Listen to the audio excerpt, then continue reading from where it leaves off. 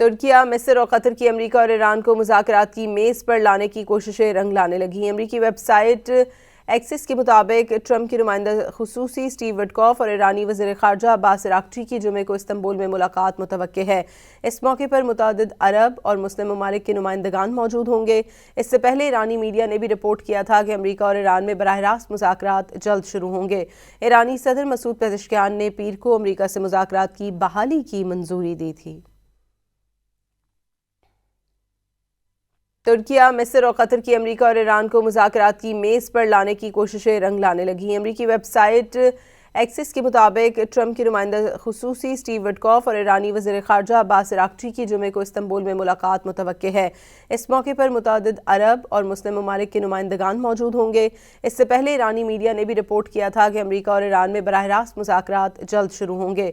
ایرانی صدر Masoud Pezeshkian نے پیر کو امریکہ سے مذاکرات کی بحالی کی منظوری دی تھی۔